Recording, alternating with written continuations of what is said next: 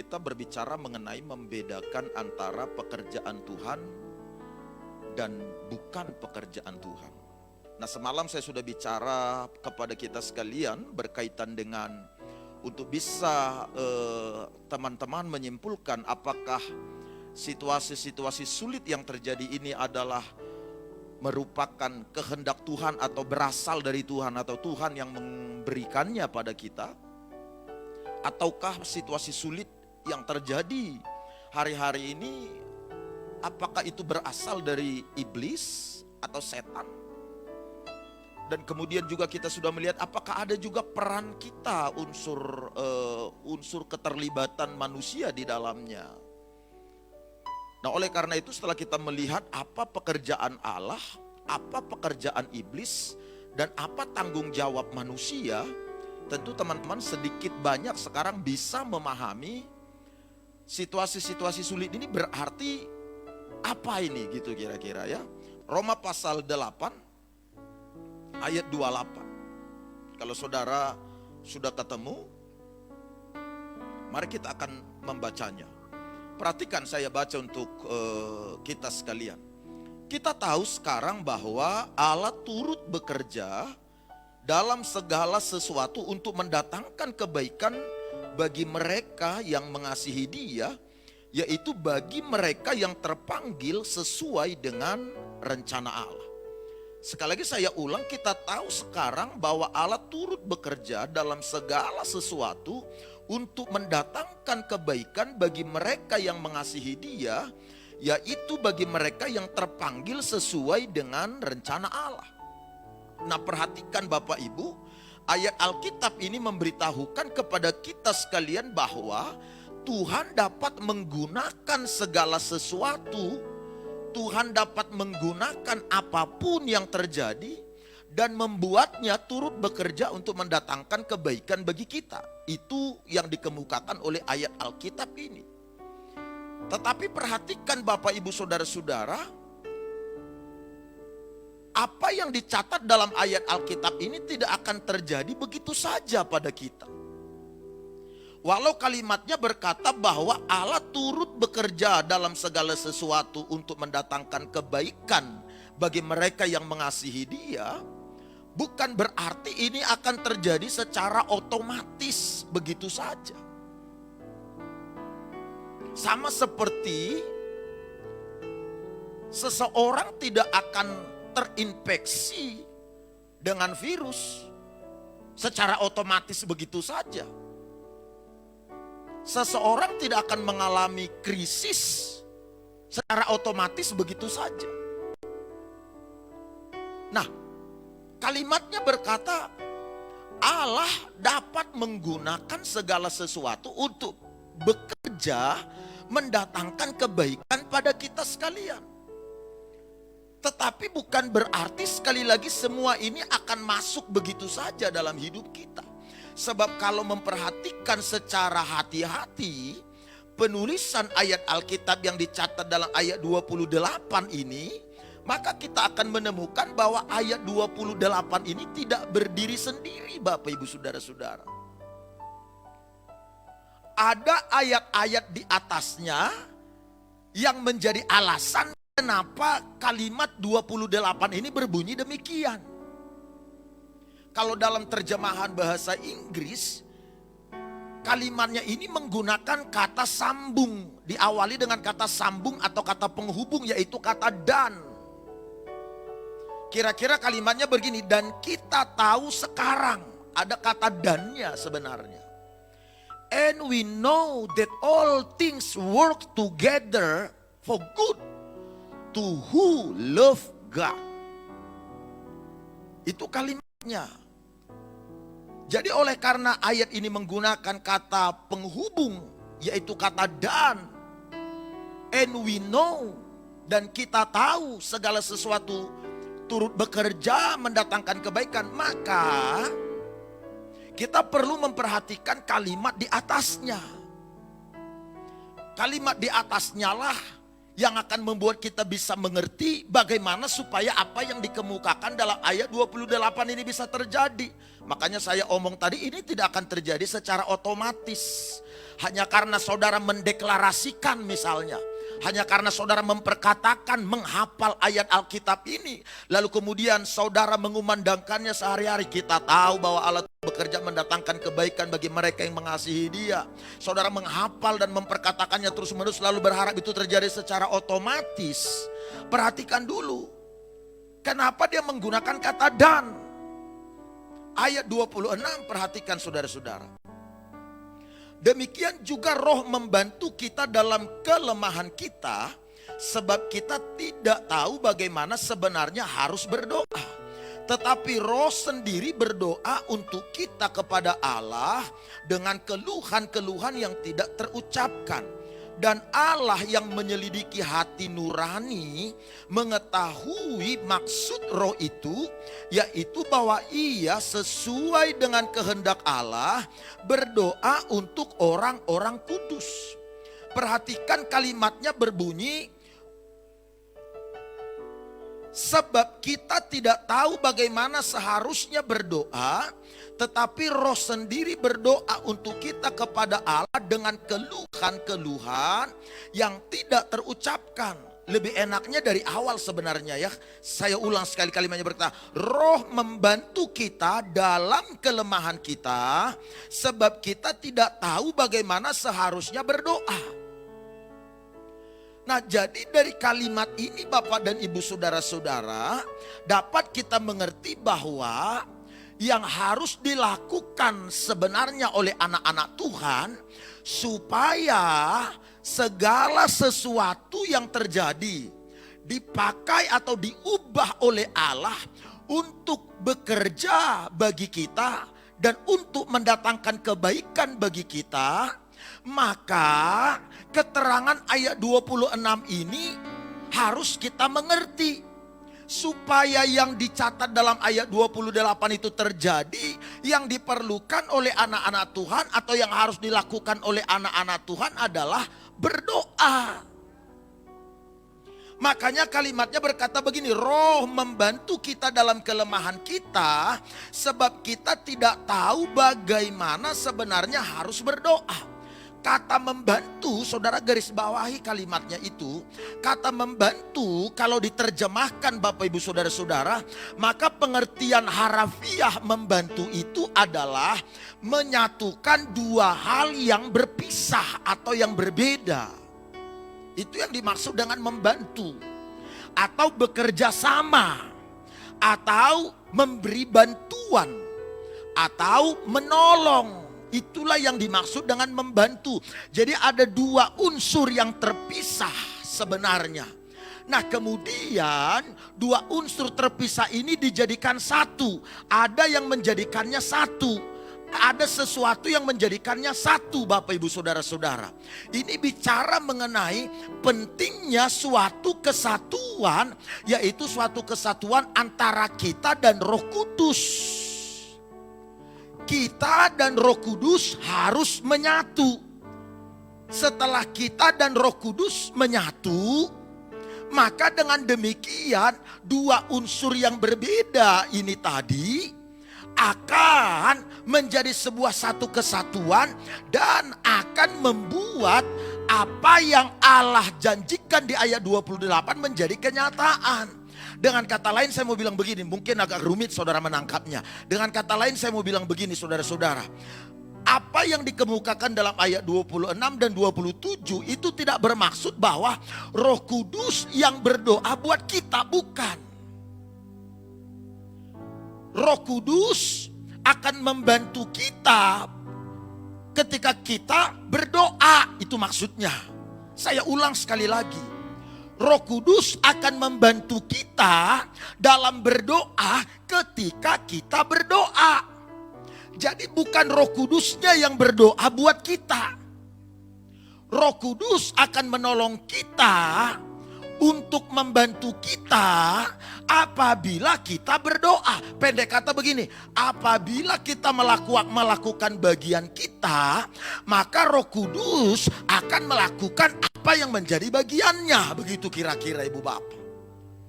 Nah, oleh karena itu saudara-saudara, ketika anak-anak Tuhan berdoalah, maka apa yang dikemukakan dalam ayat 28 akan menjadi kenyataan. Allah akan menggunakan segala sesuatu.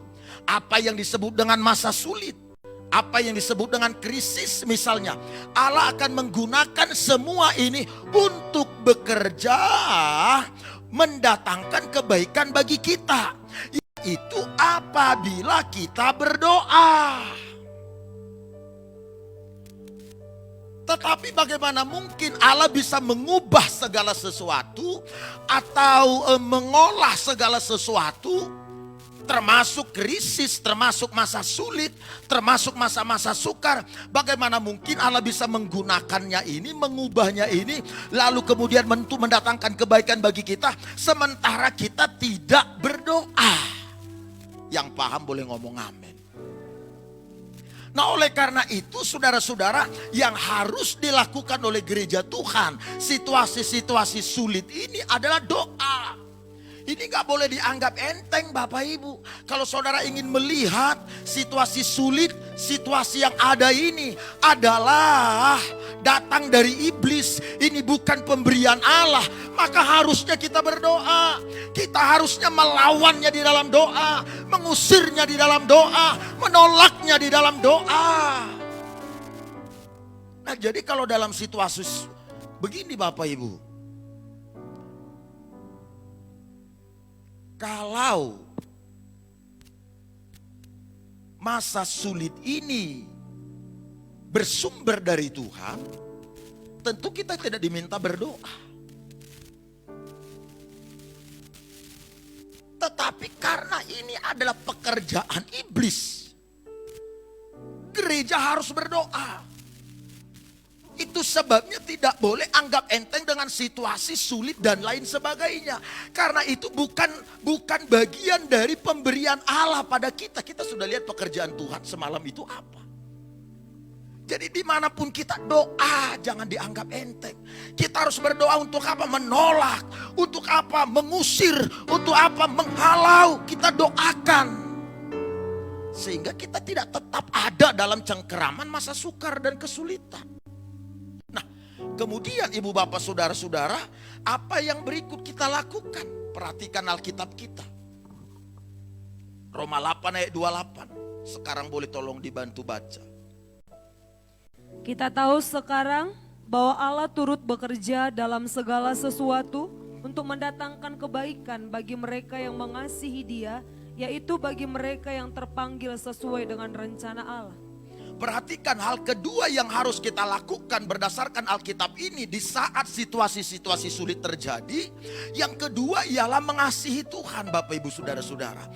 Tidak cukup hanya berdoa tetapi juga harus mengasihi Tuhan. Segala sesuatu tidak dapat diubah. Segala sesuatu tidak mungkin diolah oleh Tuhan Allah untuk mendatangkan kebaikan bagi kita apabila kita tidak mengasihi Tuhan Allah. Segala sesuatu tidak akan bisa bekerja bersama demi kebaikan kita apabila kita tidak mengasihi Allah. Nah, itu sebabnya Alkitab minta supaya terus-menerus mengasihi Tuhan. Hidup dalam menghormati Tuhan Allah. Perihal seseorang mengasihi Tuhan apa tidak, tentu dapat terlihat dari buah-buah kehidupannya setiap hari. Seseorang tidak mungkin serta-merta bisa disebut sebagai orang yang mengasihi Tuhan sementara tidak didukung oleh perbuatan-perbuatan yang bisa dilihat secara kasat mata. Tidak bisa ditunjukkan dengan karya-karya hidupnya setiap hari. Nah, bagaimana mungkin seseorang bisa berkata saya mengasihi Tuhan sementara kehidupannya tidak memperlihatkan bahwa orang tersebut mengasihi Allah.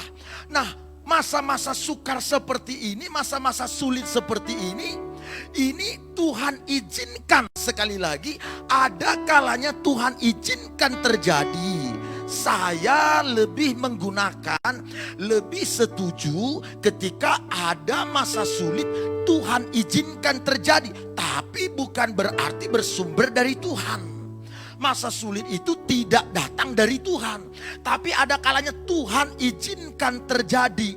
Nah, ketika masa-masa sulit Tuhan izinkan terjadi, maka yang harus dilakukan adalah terus-menerus memperlihatkan kasih kita kepada Tuhan Allah. Yang penting ibu bapak adalah mengasihi Tuhannya. Misalnya ada orang berkata begini, Bapak Ibu Saudara-saudara, lah kasihan sekali si Anu meninggal terserang ini, si Anu meninggal karena ini dan lain sebagainya. Saya mau ngomong begini sama ibu bapak, Tuhan tidak terlalu tertarik dengan bagaimana cara matinya seseorang. Yang Tuhan tertarik itu adalah apakah seseorang mengasihi Tuhan apa bukan. Saudara, Tuhan juga tidak terlalu tertarik dengan berapa usia seseorang ketika dia meninggalkan dunia ini, ketika dia mati. Tuhan tidak tertarik juga dengan panjangnya usia. Yang Tuhan tertarik itu adalah apa yang dilakukannya selama hidup. Buah dari mengasihi Tuhan apa tidak. Jadi bukan masalah kalau seandainya lo hamba Tuhan, kenapa dia bisa terinfeksi juga. Lo hamba Tuhan, kenapa dia bisa mengalami penderitaan juga, mengalami kegagalan juga. Lah, kita tidak berarti harus istimewa dalam hal-hal seperti itu. Ada banyak cara-cara seseorang meninggalkan dunia ini. Ada yang matinya karena kecelakaan, ada yang matinya karena serangan penyakit tertentu, ada yang matinya karena kanker, ada yang matinya karena karena mengalami musibah atau bencana alam. Tetapi bukan bagaimana matinya seseorang yang menentukan seseorang itu berkualitas matinya apa tidak. Bukan. Apakah seseorang itu mengasihi Tuhan apa bukan. Itu sebabnya yang penting itu mengasihi Tuhannya Bapak Ibu. Soal usia, waduh sayang Pak. Ya kita sih pengennya begitu, sayang kita ngomongnya kan begitu Ibu Bapak. Tapi dengar, tidak ada usia yang permanen untuk seseorang menuju kematian. Syaratnya usia di atas umur sekian, tidak. Buktinya ada yang 1 hari begitu lahir juga meninggal. Ada yang sempat 1 bulan juga meninggal. Ada yang umurnya sempat setahun juga meninggal. Ada juga yang umurnya sempat 70 tahun. Nah, jadi bukan berapa usia seseorang. Seseorang ini matinya di dalam Tuhan apa bukan. Jadi yang kedua yang harus kita lakukan dalam masa-masa sukar itu mengasihi Tuhan, Ibu Bapak. Nah yang ketiga, yang terakhir, yang harus kita lakukan ketika masa-masa sulit terjadi seperti ini apa? Menghancurkan perbuatan-perbuatan iblis. Coba baca sekali lagi ayat 28. Silakan. Kita tahu sekarang bahwa Allah turut bekerja dalam segala sesuatu untuk mendatangkan kebaikan bagi mereka yang mengasihi Dia, yaitu bagi mereka yang terpanggil sesuai dengan rencana Allah. Nah, perhatikan Ibu Bapak Saudara-saudara, kalimatnya berkata bagi mereka yang terpanggil sesuai dengan rencana Allah. Rencana Allah sejak semula itu apa sebenarnya? Kita mesti paham juga. Kalau saudara memperhatikan 1 Yohanes pasal 3 ayat 8. Coba tolong dibaca. 1 Yohanes 3 ayat 8. Barang siapa yang tetap berbuat dosa berasal dari iblis. Sebab iblis berbuat dosa dari mulanya. Untuk inilah anak Allah menyatakan dirinya, yaitu supaya ia membinasakan perbuatan-perbuatan iblis itu. Nah ayat Alkitab itu menjelaskan apa rencana Allah sejak semula Bapak Ibu. Rencana Allah sejak semula adalah menghancurkan pekerjaan-pekerjaan iblis. Nah oleh sebab itu saudara-saudara, Allah tidak akan bisa mengubah atau mengolah segala sesuatu dan kemudian membuatnya untuk bekerja mendatangkan kebaikan bagi kita jika kita tidak melawan iblis. Jika kita tidak bertindak menghancurkan pekerjaan-pekerjaan setan. Jika kita tidak mau menangani masalah-masalah yang ada. Bagaimana mungkin semua ini akan diubahkan oleh Tuhan mendatangkan kebaikan? Tidak Bapak Ibu. Karenanya perlu kita bertindak. Kita harus melawan kesukaran ini. Kita harus menolak kesukaran ini. Kita harus berdoa menengkingnya. Kita harus menggunakan iman kita. Kita harus bangkit. Tidak boleh kemudian kita pasrah. Yang namanya sesuai dengan rencana Allah. Allah akan mengubah apapun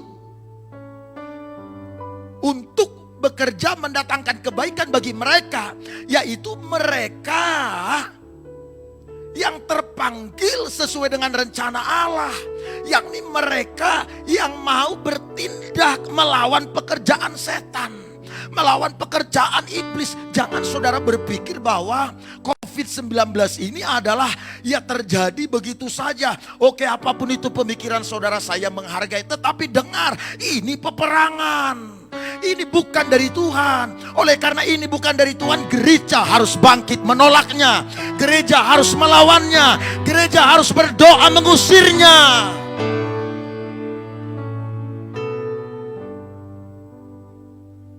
Saudara tidak bisa berkata begini, Tuhan terima kasih untuk semua masa sukar ini. Terima kasih Tuhan. Itu namanya tidak melawan. Itu namanya saudara tidak melawan masa sukar yang sedang saudara hadapi. Yang harus saudara lakukan mestinya apa? Tuhan, terima kasih Tuhan mengizinkan segala situasi ini datang di hadapanku. Karena aku tahu ini bukan pekerjaan Tuhan. Dan ini bukan berasal dari Tuhan. Karenanya aku bangkit. Aku lawan dalam nama Yesus. Aku berdoa sejahtera yang turun. Aku berdoa kesembuhan yang turun. Itu yang harus dilakukan oleh gereja Tuhan. Kalau saudara ingin sembuh, lalu saudara berkata, Tuhan, aku sembuh apa tidak terserah Tuhan sajalah. Itu namanya tidak melawan. Bagaimana Tuhan bisa mengubahkan segala sesuatu ini, lalu dimintanya bekerja untuk mendatangkan kebaikan bagi kita, sementara kita tidak melawannya. Lakukan sesuatu. Gereja Tuhan, jemaat Tuhan, umat Tuhan dimanapun saudara berada, jangan pernah menganggap enteng. Doa, sungguh-sungguh mengasihi Tuhan. Lawan semua pekerjaan setan, lawan semua pekerjaan iblis. Maka kita akan keluar sebagai pemenang. Tuhan memberkati kita.